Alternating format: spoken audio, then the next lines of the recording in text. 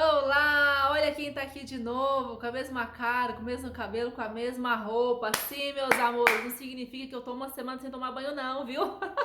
Significa que eu não consigo parar de ler essa Bíblia. E aí eu aproveitei e gravei todos os vídeos pra vocês de uma vez só, porque eu não consigo parar de ler isso aqui, você não tá entendendo. Você não está entendendo. Aí eu aproveitei e já gravei todos os vídeos pra você da semana toda, tá? Mas agora, hoje vai ser o último. Eu prometo que no próximo eu troco de roupa. Então, sem mais delongas, vamos lá. No vídeo anterior, nós vimos que Jó, ele lamenta toda a situação, toda a sua vida, todo o seu sofrimento e que ele amaldiçoa o dia que ele nasce. E ele finaliza, né, o discurso dele, né, dizendo assim: não tenho paz, não tenho tranquilidade, não descanso, tenho somente inquietação. E uma das frases que ele diz, né, que ali ele estava com a alma amargurada, que ele desejava, que ele ansiava pela morte, mas que a morte não vinha, que ele procurava a morte mais do que alguém procura um tesouro oculto. Então, assim, ele estava num estado de depressão profunda.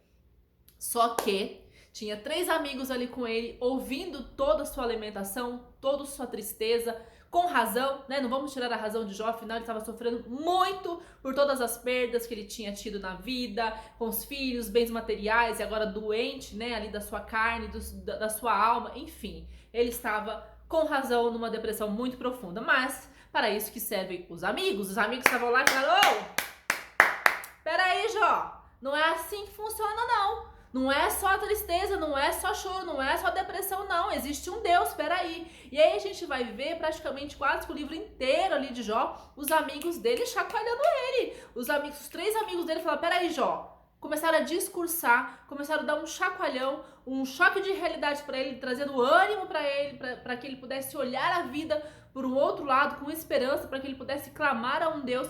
E aí são muitos discursos, né, que eles fazem, eles ali em debate com Jó, tentando animá-lo, né? Eu vou ler um trecho aqui pra vocês. Inclusive, eu quero perguntar se vocês querem que eu leia todos, porque, gente, é praticamente o livro inteiro de Jó. Ou vocês preferem ler em casa, né? Porque, gente, é lindo! É muito lindo as coisas que os amigos fazem, né? A gente precisava ter uns amigos iguais os amigos de Jó. Olha pra você ver, depois você escreve pra mim se você quer que eu continue lendo os discursos ali, o sermão, né? O chacoalhão que eles dão ali em Jó, ou se vocês preferem ler, porque são muitos sermões, eu acho que talvez seria melhor vocês darem uma lida em casa. E aí a gente já vai para o que acontece depois desse chacoalhão, né? A gente já vai ver o que acontece. Senão a gente vai ficar muito tempo só lendo ali os sermões. São lindos, são maravilhosos. Olha o que... Escuta um pouquinho só para você ver. Aí depois vocês decidem se vocês querem ler ou querem que eu leia, ou já vamos pular ali o discurso e vamos para ver o que acontece. Ok? Vou esperar a resposta de vocês, hein? E diz assim, ó, a primeira série de discurso. Jó capítulo 4. Então respondeu Elifaz de Tamã, um dos amigos de Jó: se alguém se aventurar a dizer-lhe uma palavra, você ficaria impaciente? Mas quem pode refrear as palavras? Pense bem, você ensinou a tantos, fortaleceu mãos fracas. Suas palavras davam firmeza aos que tropeçavam. Você fortaleceu joelhos vacilantes, mas agora que você se vê em dificuldade, você desanima? Quando você é atingido, fica prostrado? Sua vida piedosa não lhe inspira confiança?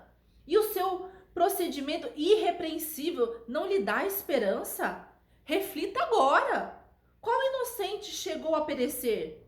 Onde os íntegros sofreram destruição? Pelo que tenho observado, quem cultiva o mal semeia a maldade. Isso também colherá. Pelo sopro de Deus são destruídos. Pelo vento da sua ira, eles perecem.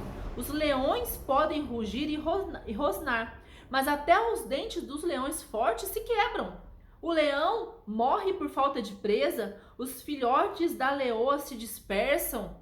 Gente, aqui a gente vê Ele falando, Jó, meu querido, peraí, você ajudou tantas pessoas, você sempre tinha uma palavra, você sempre estava ali trazendo o refrigério, um consolo, uma esperança. Agora que está acontecendo com você, tipo, não serve para você tudo que você fala para os outros? Cadê sua força? Cadê sua esperança? Cadê tudo aquilo que você falava? Isso acontece muito, né, gente? A gente tá lá no altar, tá pregando a palavra e a gente fala pra pessoa, ó, tenha força, tenha fé, fique firme, vai dar tudo certo. Quando é com os outros, mas quando acontece com a gente fica com medo, a gente se esquece daquilo que a gente fala, né? A gente é bom pra falar, mas quando é com a gente esquece, dá um branco, né? Aquilo que a gente fala, a gente parece que não quer viver. E é exatamente isso que o amigo dele tá falando aqui pra ele. Ei, não é assim que funciona não, meu querido. Até os leões que são ali, tem os dentes fortes, também quebram, né? Ali os filhos dos leões também morrem, porque tem falta de presa. E aí ele continua.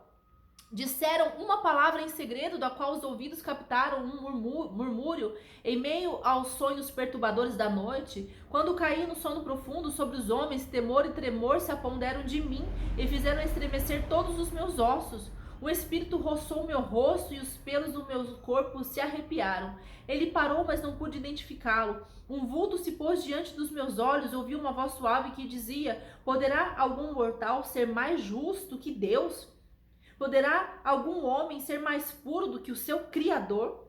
Se Deus não confia em seus servos, se vê erro em seus anjos e os acusa, quanto mais nós, que moramos em casas de barro, cujos alicerces estão no pó, são mais facilmente esmagados que uma traça. Entre o alvorecer e o crepúsculo são despedaçados, perecem para sempre, sem ao menos serem notados. Não é certo que as cordas de suas tendas são arrancadas e eles morram sem sabedoria? Clamem se quiser, mas quem o ouvirá? Para qual dos seres celestes você se voltará? O ressentimento mata o insensato e a inveja destrói o tolo. Eu mesmo já vi um insensato lançar raízes, mas de repente a sua casa foi amaldiçoada. Seus filhos longe estão de desfrutar segurança, maltratos nos tribunais, não há quem os defenda. Os famintos devoraram a sua colheita, tirando-a até do meio dos espinhos, e os sedentos sugam a sua riqueza. Pois o sofrimento não brota do pó e as dificuldades não nascem do chão. No entanto, o homem nasce para as dificuldades, tão certamente como as fagulhas voam para cima. Mas se fosse comigo, eu apelaria para Deus. Olha o que ele diz. Apresentaria a ele a minha causa. Ele realiza maravilhas insondáveis, milagres que não se pode contar. Derrama chuva sobre a terra e envia água sobre os campos. Os humildes ele os exalta e traz os que planteiam a um lugar de segurança. Ele frustra os planos dos astutos para que fracassem nas mãos deles. Apanha os sábios nas astúcias dele, e as maquinações dos astutos são malogradas por sua precipitação. As trevas vêm sobre eles em pleno dia. Ao meio-dia eles tateiam como se fosse noite. Ele salva o oprimido da espada que trazem na boca, salva das garras dos poderosos. Por isso os pobres têm esperança.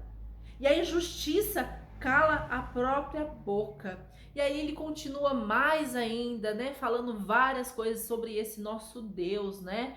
E aqui ele tá falando: Jó, se eu fosse você, eu apelaria para Deus. Apresenta a ele a minha causa, pois ele realiza milagres, maravilhas insondáveis, milagres que não se pode contar, derrama chuva sobre a terra. E ali ele fala: você tem um Deus milagroso, um Deus poderoso, né? Para de lamentar, Jó. Vai contar a sua história para um Deus que pode te ajudar, para um Deus todo-poderoso. E é isso que a gente tem que fazer. Claro que muitas vezes a gente também vai se encontrar ali no momento depressivo, no momento de tristeza, e com razão, e tá tudo bem. Mas, sabe, respira fundo, seca as lágrimas, enxuga o rosto. Espero que você tenha um amigo do seu lado que possa te dar esse chacoalhão e falar: você tem um Deus todo-poderoso que realiza sinais, prodígios e maravilhas. Apresenta a sua causa para ele. E ali a gente vai ver ele fazendo todo esse discurso, depois o outro amigo também fala, e o outro amigo também fala, e são palavras de muito ânimo, de muita esperança, são palavras lindas, são um discurso maravilhoso, está praticamente quase no livro inteiro de Jó. E aí, vocês querem que a gente continue lendo o que cada um disse a Jó e o que Jó respondeu a eles? Ou depois do discurso a gente já vai ver o que acontece com a história de Jó? Contem aí pra mim nos comentários que eu quero saber. Então é isso, meus amores. Fiquem com Deus. Deus abençoe a vida de vocês. Até o próximo vídeo. Beijo!